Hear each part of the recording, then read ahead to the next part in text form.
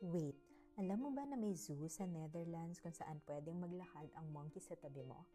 Welcome to Appenhole Primate Park sa Apeldoorn. Pagpasok, map muna. Malaki yung park pero sundan mo lang yung path hanggang sa ma-realize mo na this is not your typical zoo. May chart din translated into English and Dutch ng list ng mga monkeys na pwede mong makita sa loob. At ito na nga, imagine this. Naglalakad ka lang, chill ka lang, tapos biglang may lemur na dumaan sa tabi mo. Because yes, this is a literally free roaming monkeys. Minsan, hindi mo pa sila mapapansin agad.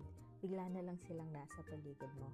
That's what makes this place super special and exciting. Opened in 1971, sila ang isa sa mga pioneers ng Walk Among the Monkeys concept. Meaning, hindi lang sila nakakatulong, some species are free to roam around the park para kasama mo sila mismo. Uy, pero don't worry safe naman, may bantay sa loob. May mga guidelines lang din na kailangang sundin para safe kayo both ng animals. Inside the park, you'll find over 300 primates, from cute and tiny squirrel monkeys to powerful gorillas and super intelligent orangutans. Parang world tour ng mga monkeys in one place. Pero FYI lang hindi lang yung mga monkeys yung makikita mo dito. May iba pang animals like donkeys na super chill lang sa paligid and even turtles na makikita mo sa certain areas ng park. So it's not just about primates, it's a whole nature experience. Even yung paligid mismo parang part na ng attraction. Ang daming green, may playground, ang tahimik, and super relaxing ng atmosphere. At saka alam nyo ba, hindi lang fun ang Appenhole, they're also big on conservation. Part of their earnings goes to protecting endangered primates around the world. So every visit mo, may ambag ka sa wildlife preservation. Hindi ka lang nag-e-enjoy, you're also helping.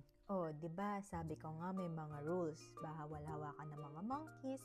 And make sure wala kang food na visible kasi trust me, mabilis sila, baka ma-snatch pa yan. And yes, curious sila. Minsan, lalapit sila, titignan ka na parang ikaw yung attraction para sa kanila. What makes it even cooler is the experience itself. Hindi siya typical zoo na titingin ka lang from afar. Dito, you really feel like you're inside their world.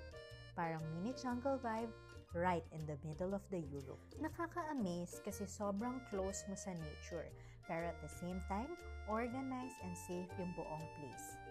So if you're looking for something different, fun, interactive, and meaningful, Appenhole Primate Park is a definitely must visit. So ano, tara?